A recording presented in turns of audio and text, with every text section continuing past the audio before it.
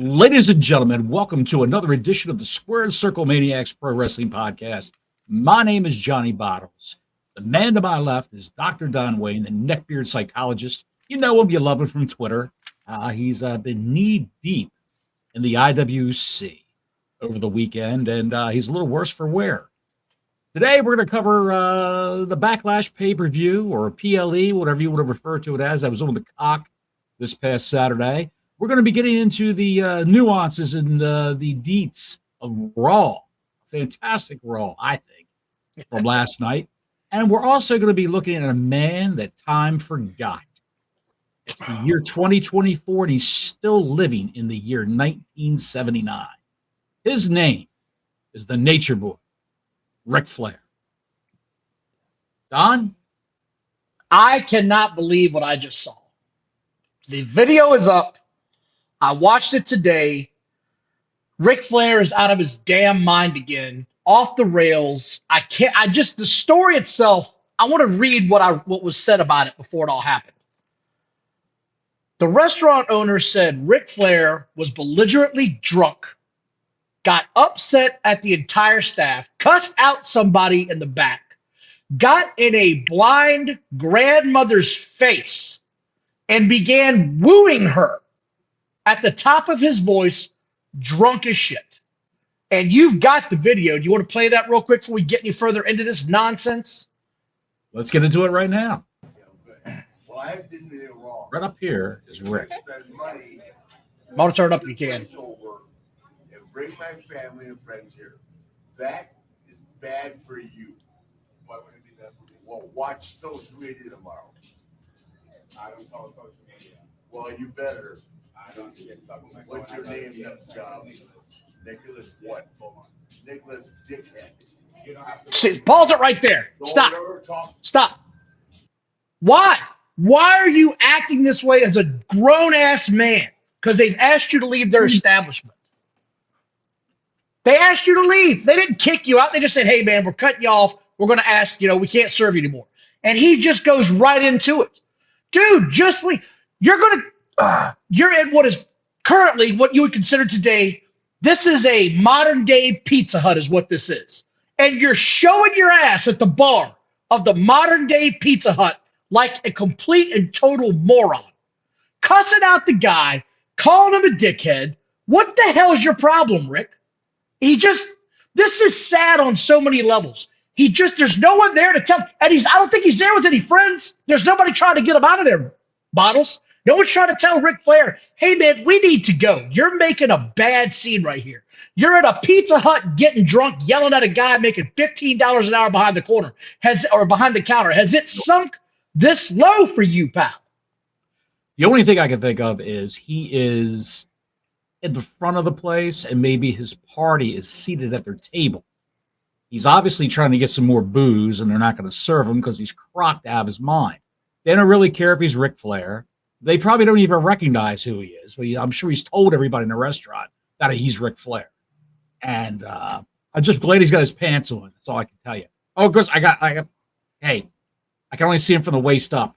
So I just have to assume he's fully clothed and not helicoptering anybody.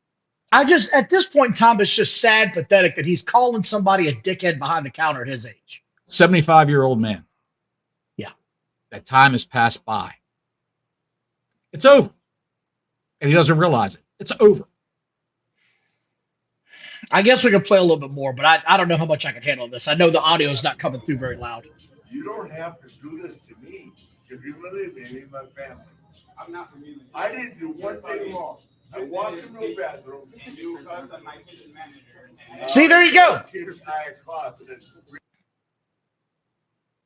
He said that you cussed at my kitchen manager.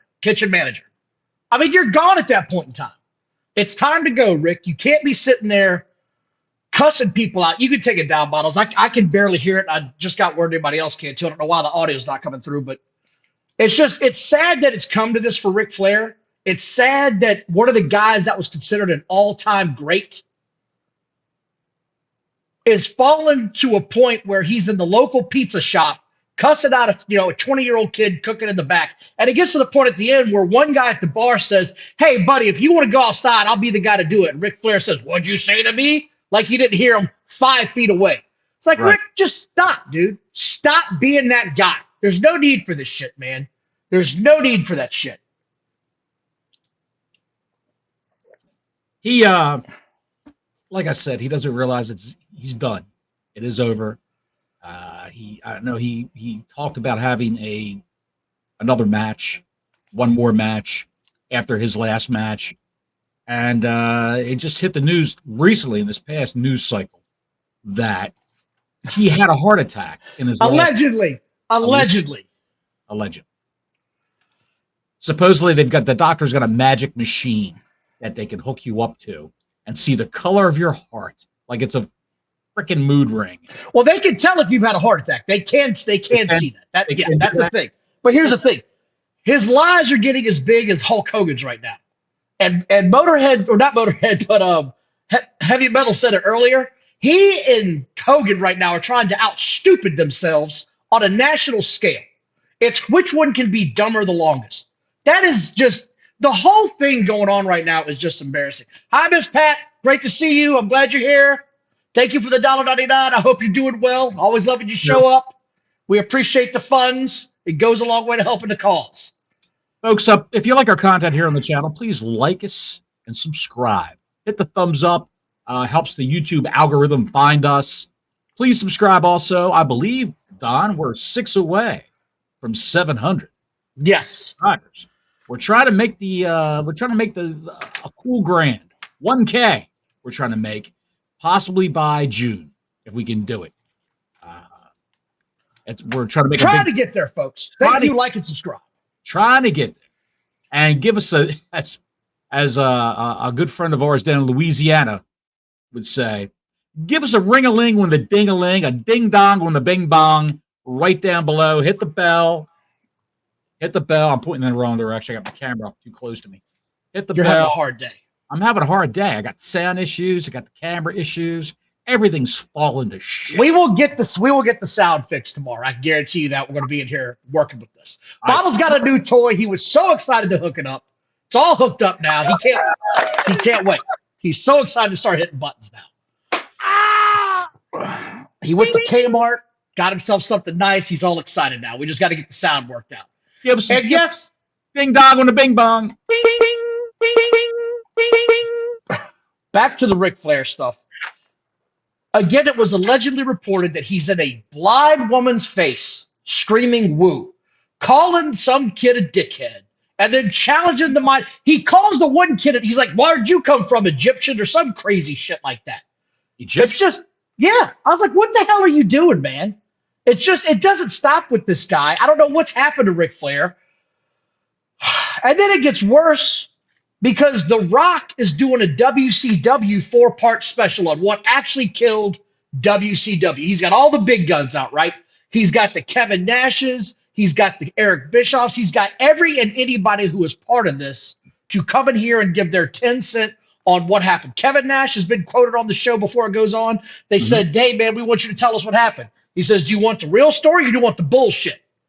That's what this show is supposed to be about, man, is do you want the real story or do you want the bullshit? And I'm looking forward to it. Ric Flair took issue with them not interviewing him for this show. And The truth is that during this NWO run, Ric Flair was a side story in this whole thing. He wasn't even the main focus. He wasn't in charge of anything. The biggest part of that he's known for is we're getting turned on by Kurt Hennig. Mr. Perfect turned on the Four Horsemen. And he's also remembered for getting made fun of by the NWO. That's the biggest thing there was. That's the biggest thing that they were. Yeah, his run was very uneventful, I would say. Very uneventful in the latter months of the latter year of WCW. I mean, if you're doing a documentary, like I told you the other day, if you're doing a documentary about Crockett's NWA, Jim Crockett Promotions, yeah, he's all over it. He is the man. He's the guy you go to. He's the guy you go. But the NWO and Bischoff were the focus of latter day WCW. Yeah, so it's sad what's going on with him, man. Like, And the fact that he went into, system shock and almost died because he was drinking so much. And here he is, a couple of years later, he doesn't care. He clearly doesn't care. There's clearly no one that can talk to him. This is what he wants to do. And if this is how he wants to go out, this is how he's going to go out. But it's sad that he's getting drunk in a Pizza Hut yelling at a kid. I'm just going to say it again. You're in a Pizza Hut, Rick. You're not spending $1,500 on pizzas. Have you lost your ever-loving mind? He was always a big drinker, though. He was always. I don't give a shit, dude. $1,500. When his son died, Ric Flair, he spiraled downward, and that was a big thing for him. When anyone's child dies before they do, that's a big thing. It was a big thing for Charlotte Flair. I mean, she was Ashley Flair, his daughter. She was devastated, and she got into wrestling to see Reed's dream through. That got her into the WWE and the NXT to do it for Reed, to see if she could. And look where she is now, one of the greatest of all time. It is sad to see somebody like this because he's been drinking a long time. He could use that for an excuse. The stories are out there. He's been a drunkard for a long time. This is what he's done. Absolutely. He was at a sunny time. When he got out of the hospital, I'll tell you a story. When he got out of the hospital, he's with Wendy. They're not married, but they had like a civil ceremony with no laws. It wasn't a legal ceremony. It was a ceremony of commitment, basically. So that's not his wife. Wendy was Fifi the maid from Flair for the Gold series of vignettes that he shot back in Crockett's NWA. Fifi the maid. And Fifi the maid she's a very patient woman. And Wendy, I should say. I'll call her Wendy from now on. And he was at a signing right after he got out of the hospital for drinking himself into a semi-coma and almost dying. He's drinking vodka. Okay, shots of vodka chilled on the rocks at this signing. And he's got a catheter in. He's got the piss bag underneath his slacks, tied to his ankle. And Wendy walks over occasionally. I know this because my son-in-law was there. He's a big wrestling memorabilia collector. And my son-in-law goes over and, hey, Mr. Flair, I love you. God bless you. Can you sign this for me? Can you sign that for me? No problem. It's going to be this. No problem. I'll pay it. Okay, no problem. He paid him. He signed the action figure, signed a belt, signed an 8x10 glossy, signed an 8x10 glossy for his son. Meanwhile, Wendy is underneath the table, draining the piss bag into a Tupperware bowl so Rick can urinate again. Right there in front of everybody. Nice. Because my grandson, who happens to be 3 years old, looked underneath the table to see what the lady was doing and saw Wendy draining that piss bag. Well, so I've done some follow-up. Good times with Ric Flair. That's all I can say. I've done some follow-up on this. Yes. After he got to the hospital, he agreed he would stop drinking at 10 o'clock at night. That was the agreement. She was like, no, you can't drink anymore, Rick. He was like, I'll stop at 10, but I'm going to keep drinking. So it's just sad that he puts that much into drinking versus he does life. But again, the man's in his mid-70s. He wants to go out the way he wants to go out. I just wish he wouldn't go to the local pizza farm or whatever the hell you want to call it. Fresh pizza, order $1,500 worth of breadsticks and shooters and call it a day. Like, that's a lot of damn breadsticks, man. That's a lot of breadsticks is all I'm saying. I think if we would have watched this video a little further, the waitress who was waiting on him, he said, give yourself a $1,000 tip. I heard that. Tell him to kiss my ass. So I think he's lumping the $1,000 tip into the $500 bill. So that's how you can see he's got a $1,500 tab. I think he tipped the waitress $1,000 because she served him copious amounts of vodka. And I think he's out of his goddamn mind, Bottles. I think he's out of his mind. I don't think there's any way in hell he spent $1,500 at that. I'm not buying that. And then you put in the WCW story. It's not getting any better for this guy. But that's enough of that. I want to talk about some really bad wrestling that the WWE put on. Are you talking about a real dickhead? Oh, we're not getting. No, I'm not doing this. No, I'm not doing this. Nope, not even touching that. I had enough of that shit. I'm not going back down that channel of hell. It's not happening. Fucking idiots. What can I tell you, pal? Yeah. Anyway, look, the PLE happened this weekend and they were in France. And I was extremely impressed by the fans in France. You can tell they don't get a lot of PLEs. You can tell they don't get a lot of WWE shows. You can tell they don't get a whole lot outside of soccer. Like, that's all they got. It was absolutely nuts from the beginning to the end. It did not stop. It didn't stop the whole show. They didn't stop yelling. They didn't stop chanting. They didn't stop screaming. What was the announce when the referee 1, 2, Sacre Bleu? Or something like I that? don't know. They had a whole chant going, though. It was like, you only got a 2, you only got a 2, something like that. I couldn't make it out. I don't speak French. If anybody knows, I'd love to know what the hell they were saying. It was a good look. Miss Pat, hang on a second. Miss Pat, if she dips out real quick, she wanted to know what was in my glass. And because she cost $1.99, I'll tell her. It's unsweetened. It's a sugar-free iced tea and vodka. Good deal. All I have to do is just throw a slice of pizza in there, and it could be a Ric Flair. Jesus. This PLE started off the way you start off a PLE. It was white hot from the beginning. White hot. The Bloodline and Kevin Owens Greatest match on the show. Orton are just beating the shit out of each other. The refs are trying to get involved, and the GM comes out and says, you guys want a street fight? That's what this is now. It's a street fight rules. Anything goes. And it went on, and it went on, and I was impressed. This match I loved, but then the shit happened at the end of this match. And I'm not trying to rehash this, but I have said this about when AEW does it, and I hate it when the WWE does it. Right. Is it Loa Tonga? Is that his name? Loa? No, Tonga Loa. Tonga Loa is his name. Tonga Loa. Yes, sorry. Tonga Loa.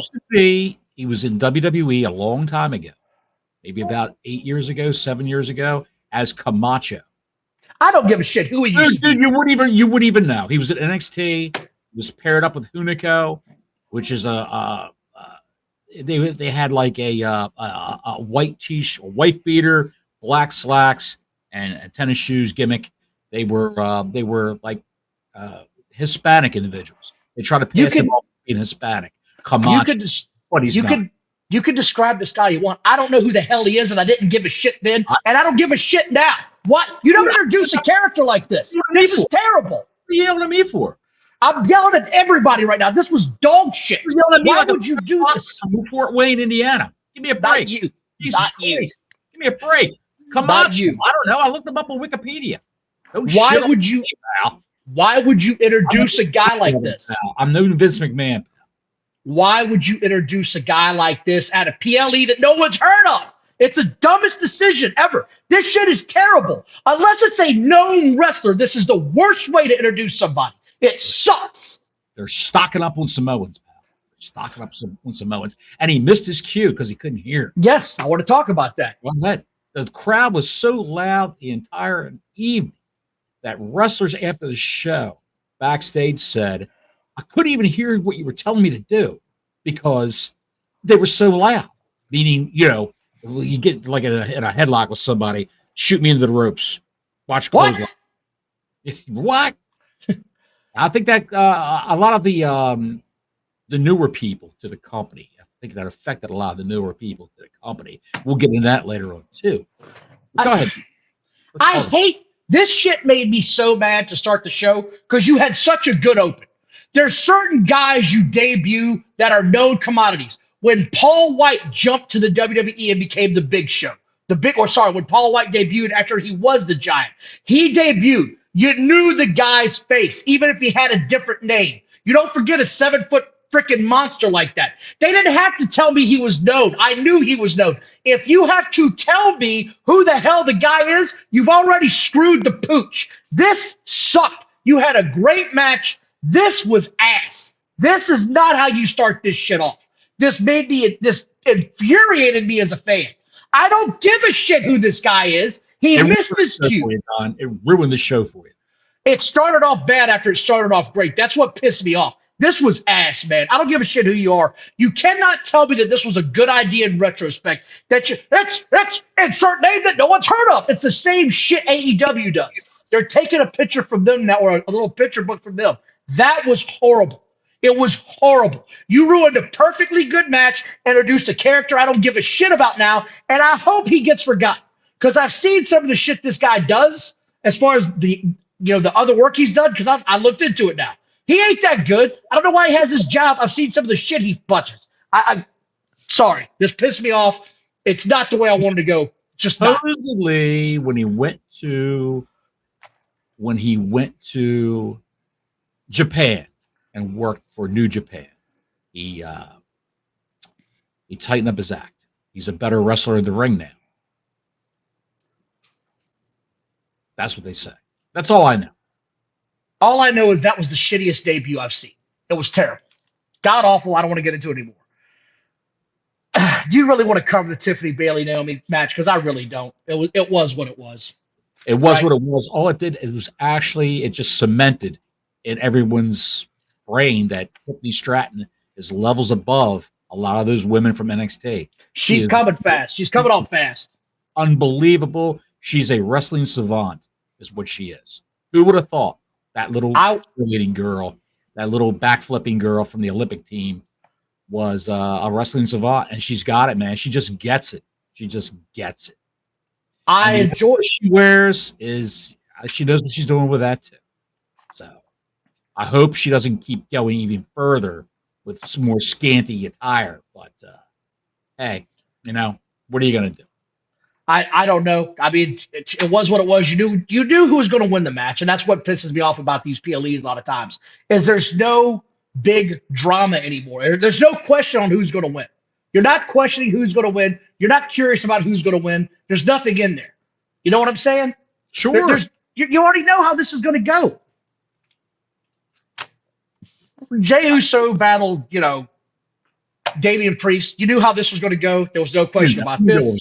There. You knew exactly what was going to happen with every single match from this PLE. And that's one reason why I didn't like it. Second reason why I didn't like it, Don, was because of the sound. Who are you screaming at, Don? Why are you Dog's acting like a retard, man. That's all I can say. She's gone full retard. I can't help this dog right now. Is that the dog you kick in the ribs all the time? I don't kick my dogs, Johnny. Stop it. I'm just joking, folks. Don's a animal lover. Predictability, nothing changes. And when they do change it, they have a bad idea, like having somebody come out from under the ring like an idiot. Some guy I've never heard of and don't care. WWE. Yeah, just stupid. The most intriguing thing about the Jey Uso Priest match was the actual backstage interaction with Jey Uso and the Bloodline. That was the most intriguing thing about all of this, I thought, to be quite honest. It looked like Heyman had a cry for help. It looked like he had Stockholm syndrome when he walked by Jey Uso. Didn't he? He really did. So good in all of this. He's fantastic in all this bullshit. It's great. It really did. He was great. I loved it. El Frenchie came out and said a bunch of shit and gibberish that I didn't understand. It is what it is. And then we got to the match that was just the Kabuki Warriors came out, and I made sure I took notes on when this thing went to the shitter. They're very inscrutable, the Asians. I couldn't tell whether they had their boo-boo faces on because they were losing the titles in that match. I don't think so. I couldn't tell. Asuka had makeup on that made her look like some sort of demon from hell. Dude, she was nuts. That was incredible, that makeup she had. It really was. I believe she does it herself. And whatever she's doing, keep it up. That's all I can tell you. I would give and Belair and Jade Cargill had on matching outfits. Basically. Same material, same color scheme. I'd have to give this entire match. I'd have to give it tough call. I'd have to give it 3 White Castle sliders. No. This was a terrible match in every way. And I actually watched this. I wrote down when this thing went to shit. Aesthetics. I'm talking about the visual aesthetics. Yes. They all look fantastic. The beautiful women, they all look great. The presentation, the entrances were fantastic. Then when it got into the actual ring, now I will tell you, with the sound issues, that crowd was so loud. The 5.1 audio coming through Peacock, through my system, I had to keep turning it up to hear the announcers. And my wife's going, Mrs. Biles is saying, hey, can you turn that shit down a little bit? I can't hear it. And I'm saying, I can't even hear it either. What's all that boom, boom, and the boom, boom, and the boom? That's people stomping on the ring, honey. That's the roar of the crowd.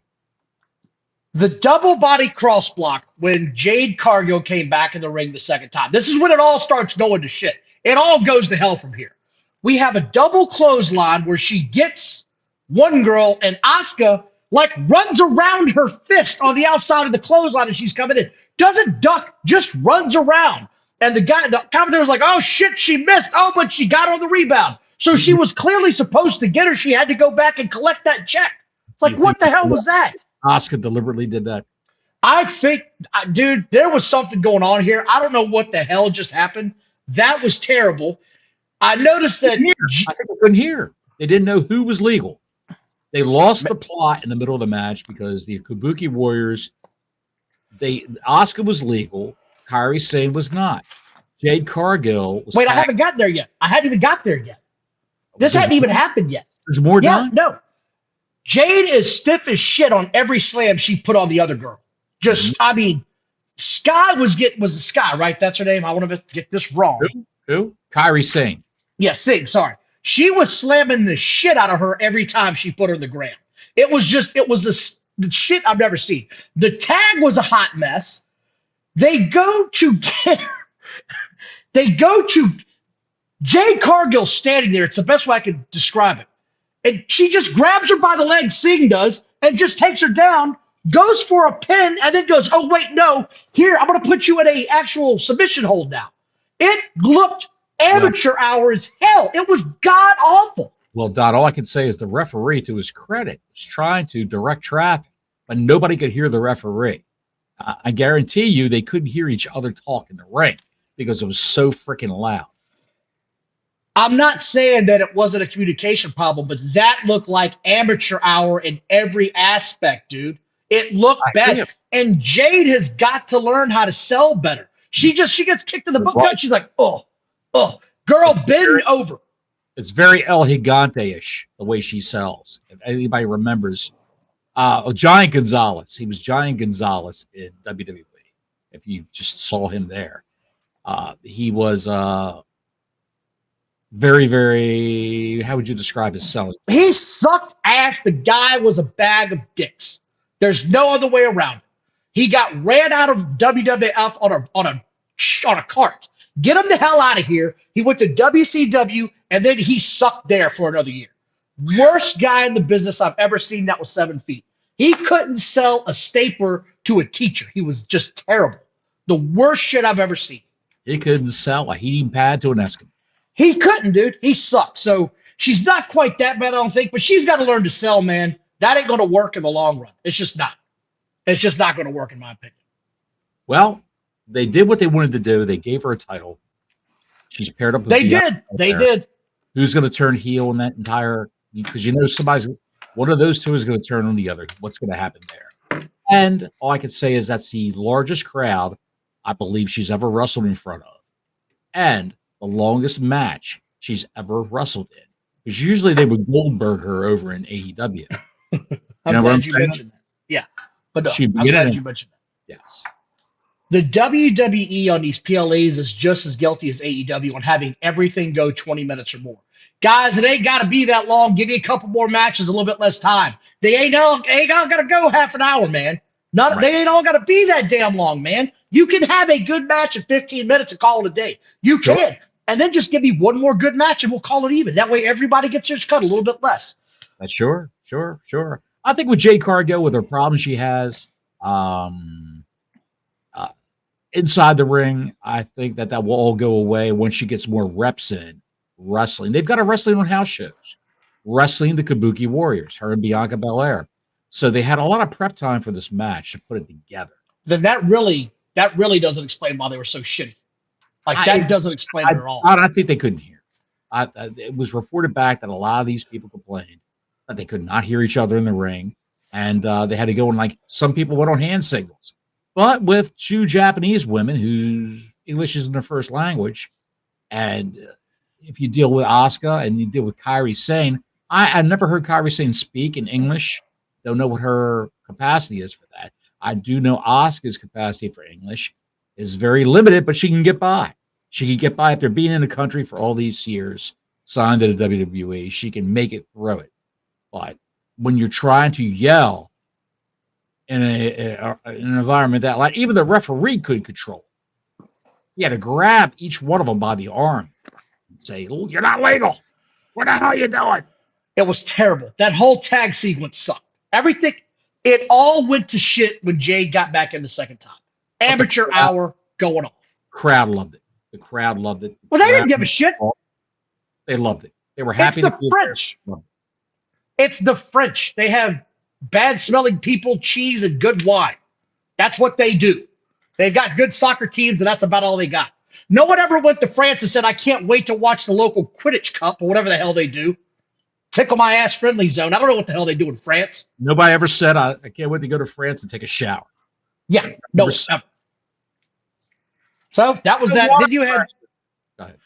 Then you had AJ versus Cody. The French know the song, man.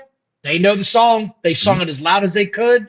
You knew where this was going. But I like the match, but again, it's entirely too long. Why am I getting a half-hour match, man? Look, you can get all your shit in 20 minutes. I guarantee it. I've seen it happen. I know. I've seen wrestlers do it. I don't need it to be this long every time. And I know it sounds like I'm an old man screaming for you to get off my porch, but I'm tired of everything. Dude, I got to take a piss eventually. Let's get the shit on the road. 15 minutes in and out. We're on the plane. Let's go home. Do you think that that PLE was booked to entice the AEW crowd with the longer matches? It's sure. I'm glad you said that. It sure seems like they're doing something along those lines. Like they're trying to take some pages out of AEW that they shouldn't be, and it's the bad pages. It's the shit that don't make any sense. Why are you taking all these matches and making them long? You used to have 8 to 10 shows on a PLE. Now you've got like 5 and 6, and they all go 20 to 30 minutes. 8 to 10 matches. 8 to 10 matches. For a PLE. Yeah. Now I got half an hour of who gives a shit. The first 10 minutes or the last 10 minutes are great. Everything else in the middle is just filler. I don't need filler. Give me a match, man. That's all. I wasn't particularly impressed with this. And then it went on to Raw the next night. Do you have anything else you want to say about the PLE before I start shitting on Raw? I just think the biggest problem I had was the sound mix. They should adjust that shit for surround sound. And the announcers were mic'd so low when they know the crowd is that loud. They should turn down the crowd mics. I think they were just taken aback. They were taken off guard by how enthusiastic that crowd was going to be. That's my feel for them. But it really ruined my enjoyment when I couldn't hear the announcers, when I had to keep cranking it up and the wife keeps screaming at me to turn it down. And that's just, what am I going to do? What am I going to do? Tell you what, you're not and drinking 5 more rum and cokes. Go ahead. Well, all the good news is that the WWE got the hell out of the draft business because they screwed that up majorly. Nothing about the draft was fun. Nothing about it was inventive. Nothing about it changed the way I view this product. It just felt like the same old draft that they do year after year after year. It's old and it's tired. They brought some good people up from NXT. They did. Yeah, that's great. Great but you're going to tell me Drew McIntyre is not going to be a first-round pick in a draft? Get the hell out of here. That's what I'm saying. It just the way it was done was horseshit. CM Punk's not a first-round pick? Come on, man. Like, that's what I mean. Like, they try to treat it like a real sport, like an actual, these are our top stars, but they don't treat it like they're our top stars. They do shit like that. Treat it like it's the real world. The Vince McMahon in them comes out. Vince McMahon in them comes out after all these years. It's still oozing out. I hated the draft. I'm glad it was over. And I said, well, now we'll get back to, I hope, a good wrestling product. Dude, all that was it was a tool to bring people up from NXT. That's all that was. They should just draft people from NXT to the different shows and be done with it. Just say, hey, we're bringing this guy up. Dude, it started off with the Damian Priest apologizing to the Judgment Day, saying, hey, man, that was my bad last night. I shouldn't have blown my top. I was in the heat of the moment. That's on me. I apologize to my group. So it feels like they're going to keep him in the group now for a little bit longer, right? Like, that's what it feels like to me. Until Clash of the Castle. Clash of the Castle, it's all going to turn bad for Damian Priest. Maybe so. And I don't know, but maybe. you're going to see Drew McIntyre take over the Judgment Day. It's going to be Drew, JD, Finn Balor, Dominic Mysterio, and Liv Morgan. Damian Priest and Rhea Ripley are going to be on the outside looking in. And they'll be faces with the crowd. That's what's going to happen. And Drew McIntyre will be the new Raw Men's Champion. Here's what I got out of this.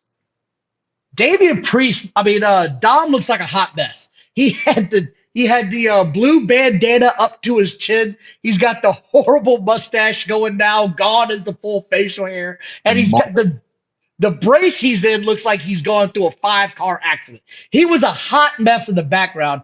The shit cracked me up, but here we go again, Bottles. We keep saying it. I'm starting to get this Jey Uso shoved down my face every week. It's getting old fast. It's an entrance. That's what people are stoked for. It's an entrance. When the bell rings, he's terrible. It's super kicks and spears. That's all it is. Punches, super kicks, and spears.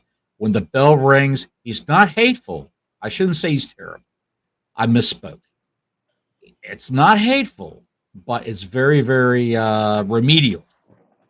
Very remedial. Meaning, if you just pulled somebody up from NXT and put them in the ring and said, just do a lot of punches and spears and super kicks, that's what you would get. He plays to the crowd with that entrance music, and that's hot. With McAfee, that moron on top of the announce table doing it too, it just takes away from Jey Uso doing it. So I would tell McAfee, don't fucking do that. But that's just me. I'm an old man yelling at the clouds. Yeah. I hate everything about all of this. I hate the yeet. Jey Uso? I can't stand the guy. I can't. Nothing about him is over with me as a fan. My son, who's 11, who I would think would be the target audience, would be the kids. He's not a fan of him. He's a tag team wrestler. He should be a tag team wrestler with somebody. That's what it should be. And maybe I'm alone here on this island of misfit toys where I'm looking at Jey Uso going, that ain't the guy I want to pull for. That's not a face to me. Like you said, it's a tag team wrestler that's out of place right now. He is Marty Jannetty right now is what he is. And his brother is less than that. I think they're testing the water with this guy. Is what. Well, they better get back in the deep end quick. Test the water with Jey Uso to see maybe if they could get another Roman Reigns going here. It's not going to happen. No, that's not happening. Either way, you knew who was going to win. Jey Uso wins. I don't know why Finn Balor's keep going to continue to push these guys. I thought Finn Balor had a pretty good segment last night. I was impressed with him. Drew McIntyre gets pissed off because by the way, Don, Finn Balor just re-signed with the company. Yes, he did. Yes, he did. Making billions of dollars just to put these people over. Neckbeards everywhere were sad. He's crying in there. He's 40, 41 years I don't know. I don't know. He's not. He's got a 12-pack. The guy's unbelievable for his age. Unbelievable. Yeah, he's also 165 pounds. He's got to be a little heavier than that. I don't think so, Bottles. Drew leaves. Orange Cassidy? He's bigger than Orange Cassidy. Yes, Drew McIntyre left in a huff because he's pissed off now because they're not going to let him wrestle because of his elbow. Another man that re-signed, by the way. Yes. Drew McIntyre has been one of the bright spots in the past several months, as we've talked about several times on the show. He has brought the thunder. His promos have been great. I've enjoyed everything about him. He gets pissed off at the GM. When he peeled out in the Corvette, you knew something was about to happen with CM Punk. I couldn't put my finger on it. CM Punk comes rolling up in like a 1980s Z28, yellow with T-tops. I think it was a 1980s Corvette he rolled up in. Like an older version. It was a 78 or 80 Camaro. Is that what it was? Okay. Yeah, Z28. He says, hit my music, I'm going to the ring. And I just want to talk about this for a minute because I'm not going to get into a whole lot of other stuff right now. He's got to let AEW go. He's got to stop. It's just, he made one reference to it, and I get that. And he feels like he's got to get his shot back. Punk, get your shot in on social media. If you heard what he said, he talked about, I'm the choke artist. Well, I know something about being a choke artist, right? Something along those lines. It falls flat on the WWE ears because they don't listen or watch that program for the most part. It's getting to where I used to think about half of AEW fans or WWE guys I think it's closer to about a third or maybe a quarter of what that is. I don't think it's half anymore, Johnny. It's just there's no reaction to this kind of stuff. So I'm starting to lean toward, I don't know that there's anybody that's really crossing over as much as I thought. No, not the WWE crowd, the people that watch that, who go to the live shows, have no idea what AEW is. They have no idea what a Young Buck is. They have no idea what the Orange Cassidy is. They know who Samoa Joe is. They don't know who Swerve Strickland is. They have no idea who these people are. Anyway, we had a Ricochet Braun Strowman thing. Io Sky versus Natalya. You knew who was going to win this. Io Sky wins. Let me tell you something. Don't skirt over this. This was a hell of a match. Hell of a women's match. This. Shit. Hell of a women's match, dude. Okay. Natalya Neidhart, Io Sky had a great match. What was it? 20 minutes, 15 minutes? It was longer than what you like. I know that. It was a goddamn match. How are you feeling last night when this match was going on? I was feeling fantastic, Don. Okay. Yes. With beers, I smoked a joint. I had 2 edibles. I drank 5 rum and cokes during Raw, and then I had an edible at the end of the show, and I was in the promised land. Okay. Thank you all for watching the show. Please like and subscribe. Super chats are open if you got something to say. But here's what I got on this thing. Watching it back. This is the way you just did that, by the way. I have to commend you. Well, thank you. And this is what I wrote. This ain't good. So professional, Don. You're a most professional YouTuber. I said, Io Sky, Natalya, this ain't good so far. They cut to commercial break. The highlight of what happened, there was a superplex spot, a powerbomb spot. Io Sky double knee to the corner, moonsault, Io wins. That's the highlight of the whole thing, and it went 20 minutes to get to that. That was it. Bottles, I think you might have been in the bottles, and that's why you enjoyed this a whole lot more than I did, to be quite frankly. I thought it was fantastic, pal. I know. I know. Fantastic. That was a hell of a show. You had Dragunov versus Ricochet next, right? Great match. The highlight of the evening, as far as I'm concerned.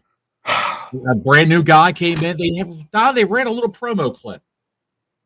If you didn't know who Ilya Dragunov was, it was great. Yeah, promo clip. That's all they got to do with AEW. Run a little 1-minute clip explaining who the guy is, what his motivations. He wants to be the best. He's a Ruski who came over and went up through NXT UK and went through NXT USA down in Florida. I guess he relocated to Florida, and he's going to be kicking some freaking ass right now. That's all I can say. Ilya Dragunov is great, and I think Ricochet is fantastic. Better than Will Ospreay. That's all I'm going to say. I'm going to leave it there. Gil says when we get off of here, everybody check out the underrated X feud between Dave Scherer and Meltzer. So we'll have to check that out when we got here. Dave Scherer from Pro Wrestling Insider has been bagging on Meltzer all month. And Meltzer what? Meltzer was a subscriber to PW Insider. And Dave Scherer canceled Meltzer's subscription. Really? Yes, he did. He said, fuck that guy. He's done. And because he's been bad-mouthing Dave Scherer in Pro Wrestling Insider, even though he's a subscriber. And imagine that. Meltzer bad-mouths everybody on his message board and on Twitter. I'm blocked by Meltzer, so I can't see it. But that's impressive, actually. That's pretty impressive.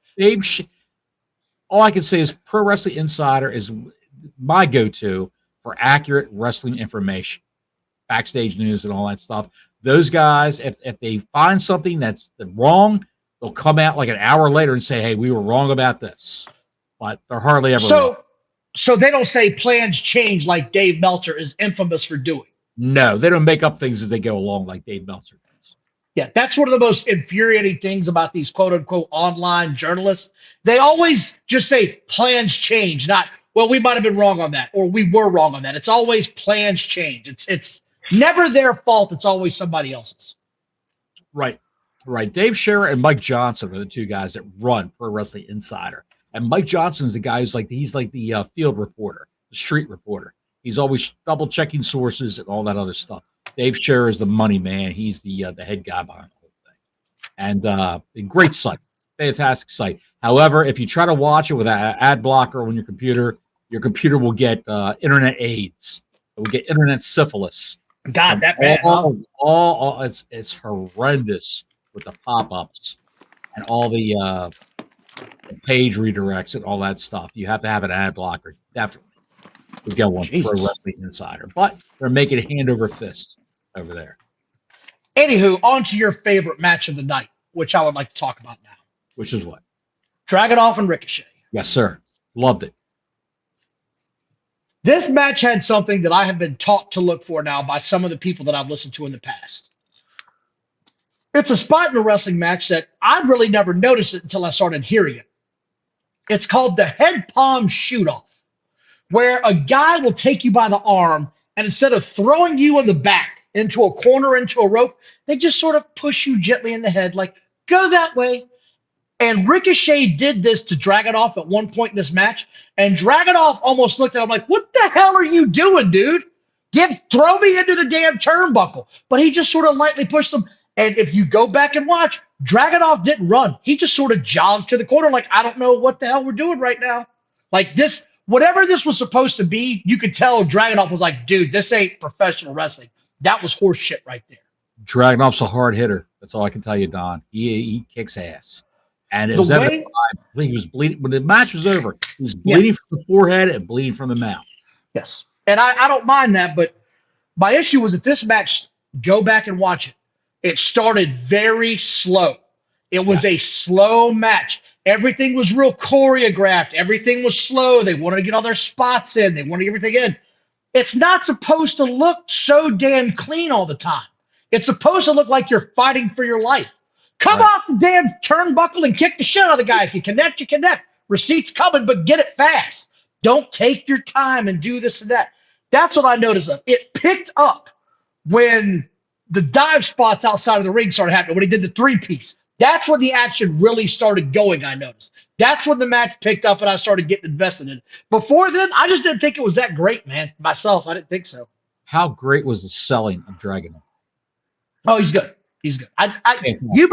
You've been bragging about the guy. I've been concerned about his size, but he did a good job in there. And Ricochet got over in defeat. He's the speed champion. People are saying he just got a championship and he's losing. He's the speed champion. They gave him a consolation prize for all the work he's done throughout the years for WWE. So he's the speed champion, the Twitter 3-minute wrestling match champion. That's all he is. However, he's wearing that belt and showing it off. He wasn't going to lose to Dragunov. I mean, he wasn't going to beat Dragunov. No. He was definitely going to beat that guy. And Dragunov faces Jey Uso next week. If Dragunov loses to Jey Uso, you're gonna have to send bail money down here to Florida because I'm gonna burn this house. He's gonna lose. Goddamn house down. He's not gonna lose to Jey. He's gonna lose. No goddamn way. Ilya Dragunov is losing to that schmuck. By the way, you know what month is coming up on us, right? What's that? June. June? Yeah. What's June? June, you owe me 2 pizzas, pal. For what, pal? Oh, the Vince McMahon, which I won, barely. Wins what? Is he still with the company? You said December. I said it'll be after December. That was one. We can go back in the archives, and the chat can back me up. The other one was you said homeboy from AEW would be gone by now and signed with the WWE. Come June. Okay, yeah. Yes. That's true. I did say that. You said both, pal, because that's why we went double or nothing, because you lost the other one.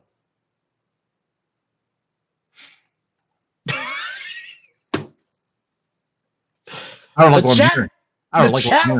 The chat remembers. I'm getting a Ric Flair tab, pal, at the Pizza Hut down the street. Get ready. It's going to be the 2 most expensive pizzas you've ever seen in your life. Just call the tell the pizzeria to fax me the check. Yeah. There's a guy from Florida. Just fax him a check. Yeah, I'll give you his number. Just fax him a check, honey. Yeah. There's going to be a cash payment coming my way for my pizzas, pal. The member berries are out, pal. The member berries are out. Anyway, so Sheamus in the Hot Pockets. How's that? Sheamus talked about his injuries, right? No. Sheamus talked about his injuries. Did you notice that Sheamus talked about why he was gone and about his injuries? AEW, are you taking notes? Because they keep hinting at Mercedes Moné being injured, and they've never actually said what the hell happened. They just keep hinting at it. Say what happened. No, well, wait a minute. They did say, she even said in the ring that she broke her ankle thanks to Willow Nightingale in a Japanese match for the strong style. I don't remember hearing that. I just know it hasn't been explained clearly. Walked in the door, she said that. I'm gonna go back and watch it. It was said in that Mercedes Moné way, which is a shitty promo, and not many people remember it. That'd be why I didn't get it. That's why you didn't get it, because it was a shitty promo. I said this when this match started, Ivy Nile versus Zoe Stark. I said I got high hopes for this. Because I know Zoe Stark can wrestle. I know she can work. I've seen her have some really good matches. This sucked. The high spot of this entire thing was Zoe Stark can at least hit the ropes. That was it. That was the highlight of this whole thing for me. Don't get us banned, buddy.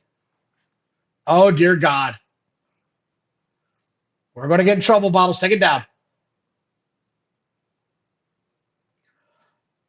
That's bad, dude. This was terrible. Well, Ivy Nile is she's a strong girl, but she needs more ring time. She hardly got any ring time at all down at NXT. She was the valet for the what are those guys called? The brothers. What are they called? Jesus Christ, I forgot the names. That's terrible, Bottles. That's so terrible. She's very bad when it comes to that. It was terrible. I think that she was afraid of hurting Zoe. Oh, please. I think so. I think she didn't want to connect with Zoe, and that's why it was taking place. This match had so many bad spots between that and the turnbuckle spot. It was the bad. The Creed brothers. It was bad spot. It was bad spot after bad spot. R-Truth, who was usually funny, this was out of place. It wasn't funny. It wasn't cool. It sucked. I thought it was corny as shit. I don't care if R-Truth had a moment backstage with the UConn basketball champion. I didn't see that, pal. I was making a hot pocket at the time. I didn't see it. You made a good hot pocket choice right here because this sucked. Yes. Carlito asks for help. Dom says, get out of here. Or sorry, Damian Priest does. This is not going well. Bronson Reed versus Chad Gable. You knew where this was going to go. Sammy runs in the ring. You knew this was going to be a hot mess. It made me care about Sami Zayn for a split second there. I actually cared about the Irish Pakistani Mick Foley. I actually cared about him. It made me care about Reed too, because Reed was pissed off when he walked backstage and saw Adam Pearce in gorilla position. He read Adam Pearce the riot act. I agree, and I get that, but I don't want another damn triple threat, man. How many of these do I have to sit through? Every damn pay-per-view, it's another freaking three-way match for some horse shit. Stop giving me three-ways, man. We just had one. Every PLE now, it's another three-way match. How can we get this guy in? Whatever happened to a good old-fashioned screw job where the heel feels like he got dirty, in this case, Bronson Reed, runs out and screws the face and then ends in a DQ. You don't have to have a triple threat anymore. It just gets old. Every freaking show's got one. Every show. And I'm getting pissed because the WWE keeps doing the same shit. They were doing so well from January until April. And now they're falling back into this bullshit Vince McMahon trapaholic area. Stop running the same shows. It's lazy is what it is. It's just lazy. Nobody's being creative. It's like Hollywood right now. How many goddamn Transformers movies am I going to get in the next 10 years? How many remakes are they going to do in Hollywood? Yes. The Fall Guy, for God's sakes. It's not even like the Fall Guy show. They just used the name. It bombed big time, by the way. Yes, it did. They're expecting the Fall Guy TV show that they loved from the 80s with Lee Majors and Heather Thomas. I'm going to say something to you that I didn't think I'd ever say. What's that? Becky Lynch had an interview that was terrible. I didn't like anything about it. And then Liv Morgan came out, and I was suddenly interested. Was this before or after Liv Morgan came out? Had to be after. Right when she came out, pal. One White Castle slider and a bottle of Jergens. Good Lord, Bottles. What is wrong with you? Liv Morgan made this interesting. What? Liv Morgan made this interesting.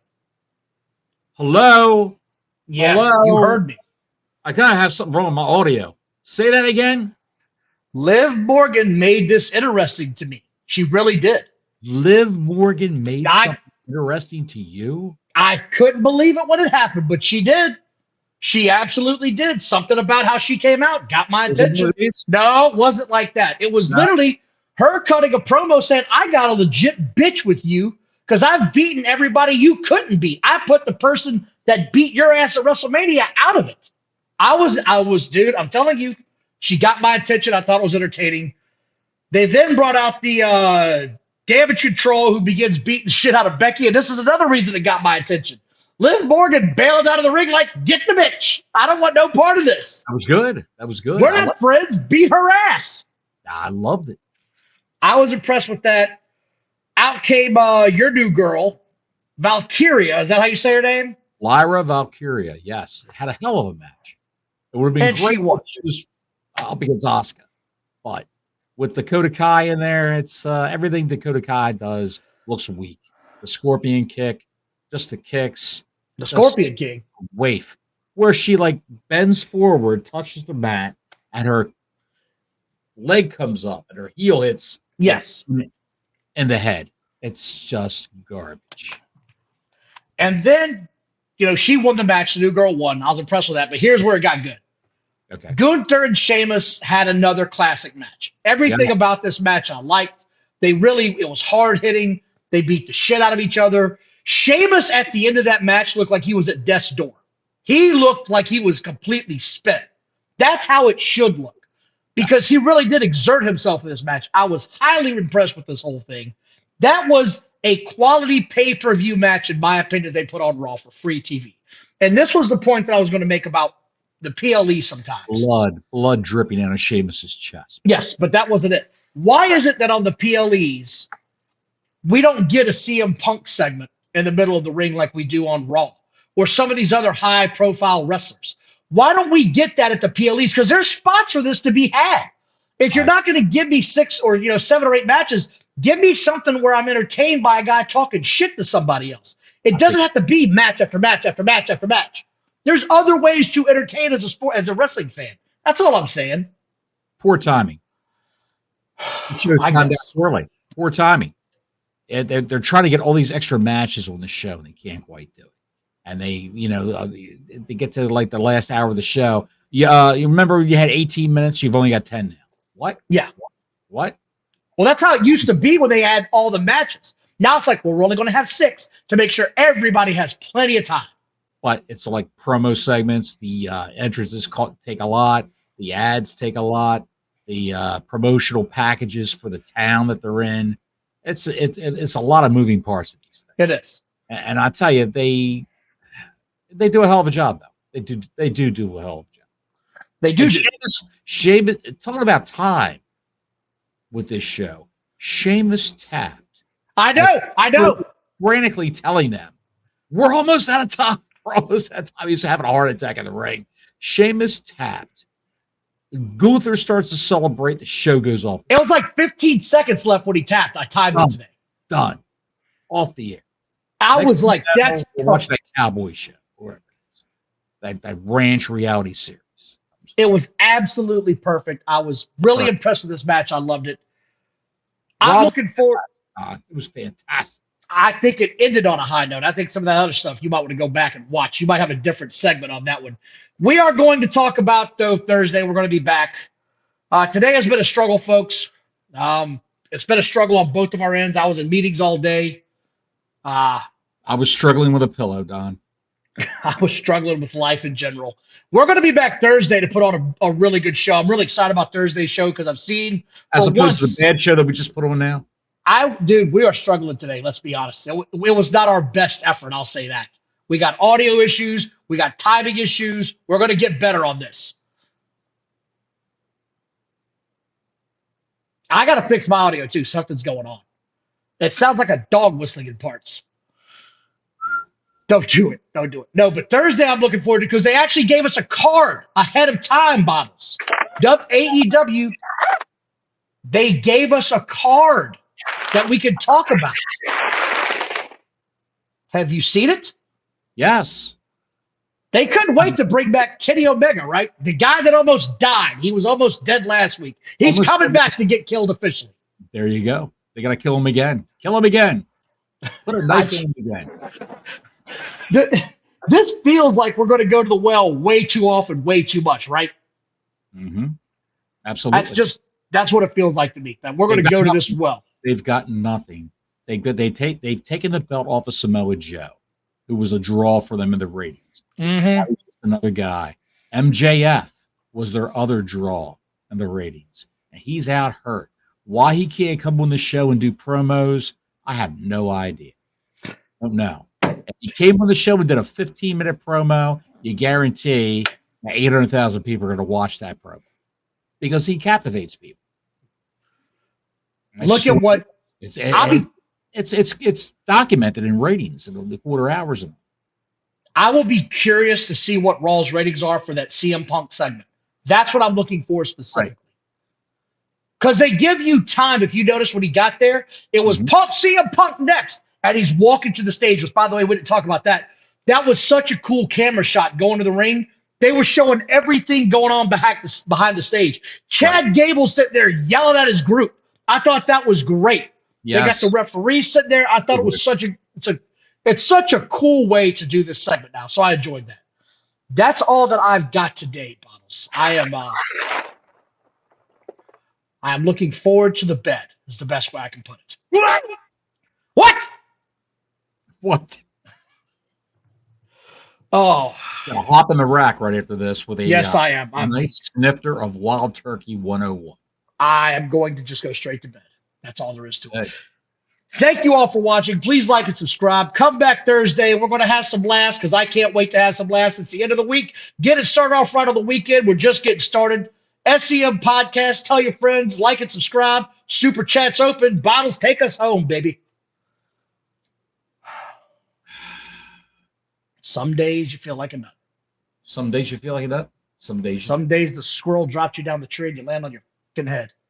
Don, I'd have to give this show just probably 2 hot pockets. That's deserving. That's deserving. That's all I can say. Take us home. Until next week, Gordon Soley saying so long from the Sunshine State.